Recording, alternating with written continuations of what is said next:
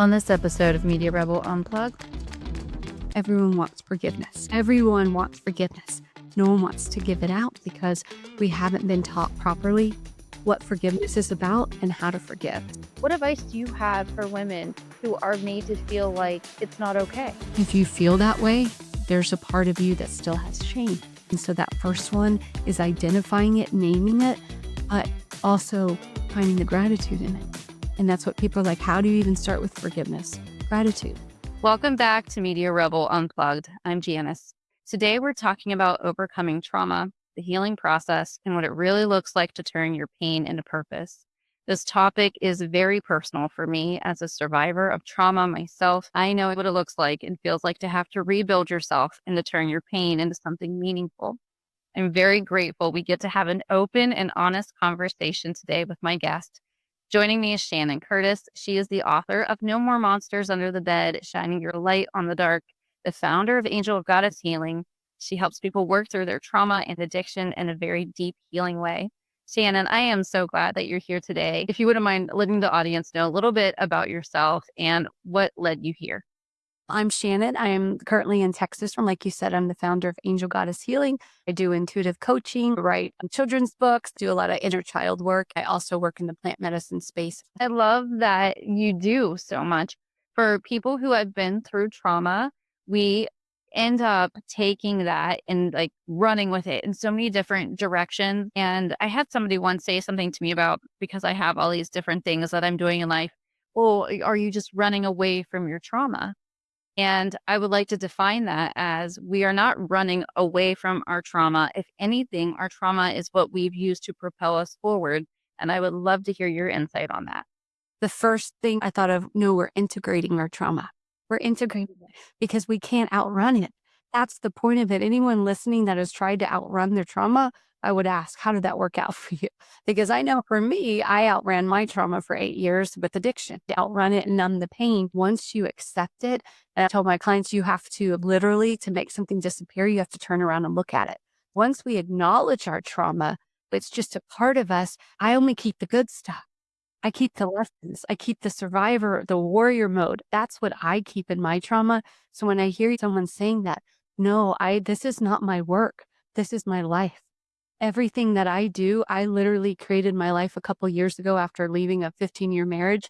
And I started with what I love to do. And then I built my life around it. And so the reason why I have so many things is because it's who I am. Those are all aspects of me coming from something so painful to turning it into purpose. Yes. And I love how you just articulated that. People don't really seem to understand it. And I see this a lot. They do the victim blaming or shaming, and that doesn't exist. We have this warrior spirit to just pull ourselves up and use this as lessons to become this new version of ourselves. Yeah, that's why it's done. I believe it's done for us. Everything that's happened in my life has truly been for me because it always propels me into the next phase of my life. The victim mode keeps me in that victim, keeps me in the sadness, keeps me in the pain, keeps the perpetrator having the power. Working on a forgiveness method is what I found is literally forgiving the pain and the shame back to your perpetrator. And the forgetting is forgetting your power back. When I can transmute that pain into purpose, my whole life changed. And that is my hope, is to help other women or anyone listening right now. There is beauty in the pain. Are you just willing to find it?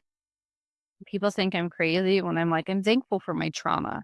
They're like, what do you mean? For one, I've spent years healing. And I believe that as I continue my life, that healing continues. It's a journey that never stops, for one thing. It is absolutely what has put me in the position of where I am today. 5 years ago, I wouldn't have been on here recording any type of video content for people. I was having panic attacks every time I would even go into a Zoom meeting.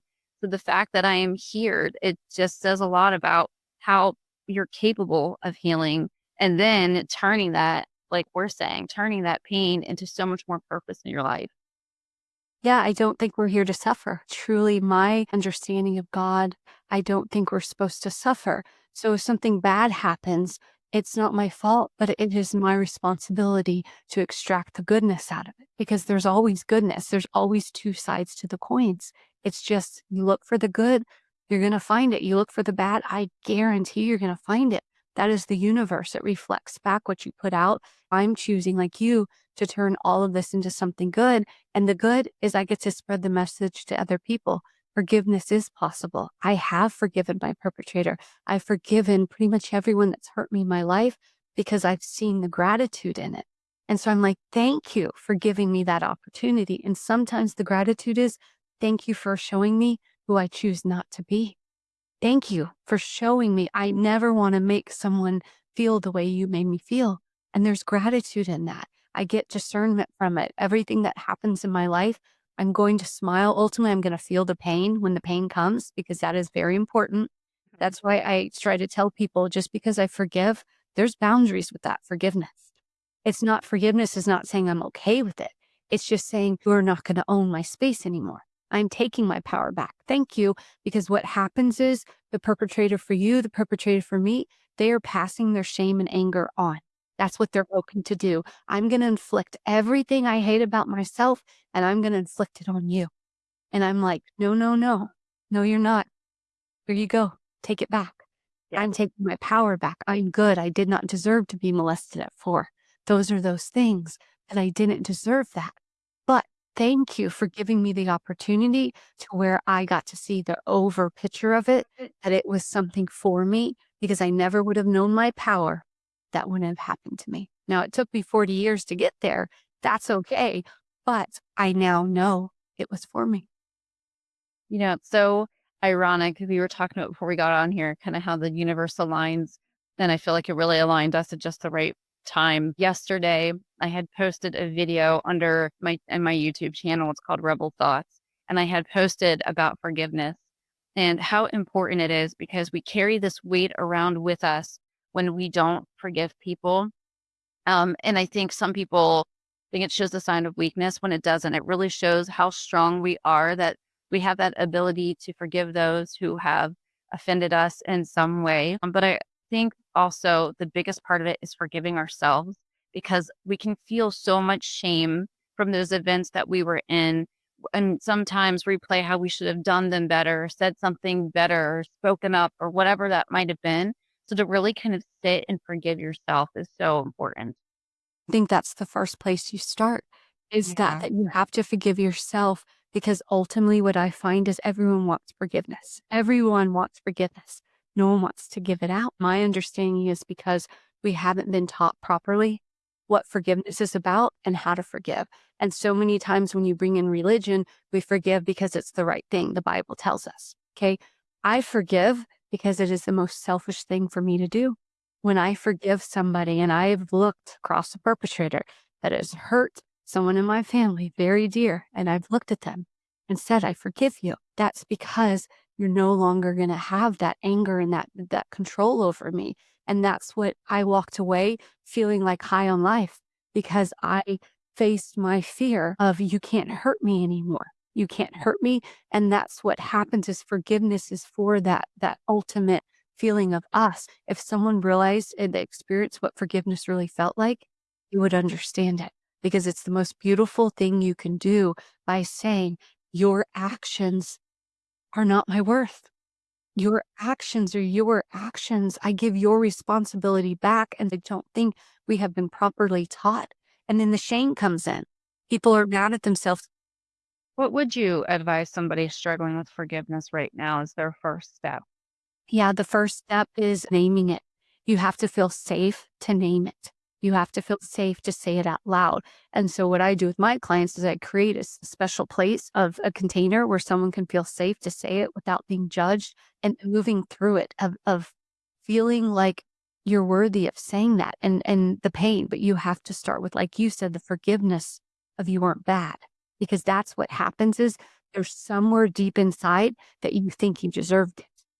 That's what happens is the shame that we have to first feel worthy of the forgiveness of someone else, but we have to feel worthy of letting go of that pain. And we like the pain sometimes. We like the victim mode. It's a permission slip to act out. And you have 2 different ways. I was one who I internalized the pain and I took it all and I hurt myself with addiction. And then you have other people that go the opposite and they spew out the pain and they become the new perpetrator. And that's that vicious cycle. The quiet ones are usually the ones you have to watch out for, because those are ones that are usually internalizing the pain inside, that they don't think they're worthy enough to get help. You really struck a chord for me, and it just kind of had this moment of revelation. This very, very angry person who's taking it out on the entire world and posts angry things on social media, or has acted out in family, and created quite a divide, whereas I feel like I'm the other end of it, where I'm taking it and I'm turning it into this light that I'm trying to shine out onto the world. And what are you going to do with all that anger? And that's what I tell my clients. The anger has to go somewhere. We have the ones that we stuff it down and we numb it. And then we get addicted to the numbing because we're like, I don't want to feel it. That's that running away. Then you have the other ones. It feels good to lash out, because Yeah. basically they're lashing out saying, I didn't like this, but they're doing the same behavior. And so ultimately both is hurting. One is hurting self and one is hurting the other. I found the only way to stop that is to move through the pain. And so that first one is identifying it, naming it, but also finding the gratitude in it. And that's what people are like, how do you even start with forgiveness? Gratitude. Every day, find 3 things you're grateful for. What happens is we want to create these new pathways in our brain. We want to start tricking our brain into finding the good stuff. Do that for 30 days and see how you feel. Yeah, I absolutely love that you pointed that out. I do the same thing every morning. I started this ritual where I wake up and I thank God that I'm alive. I thank God that I'm drinking this coffee, whatever it is. Like you said, it could be the silliest thing, but so much shifts when you start to show that gratitude, because and there is some neuroscience behind this too. When you start thinking negatively all the time, your brain wants more negative. And that's one of the reasons that we'll see people are so easily making these negative comments on social media and negative reviews on businesses. You don't see so much positivity out there.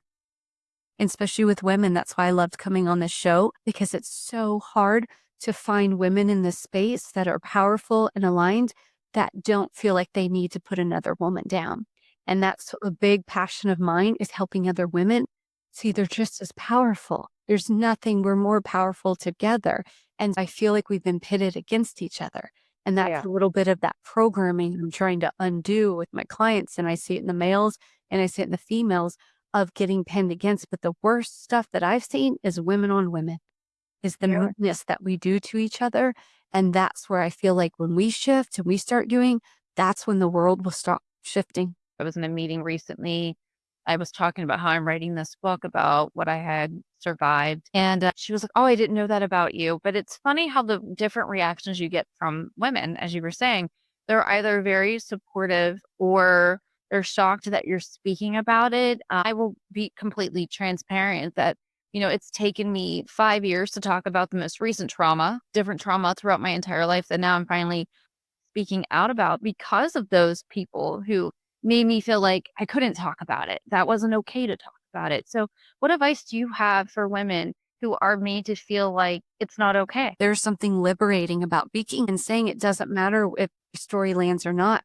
If one person hears something that maybe keeps them out of pain and shame, my job's done. What I would tell someone, why are you talking about this?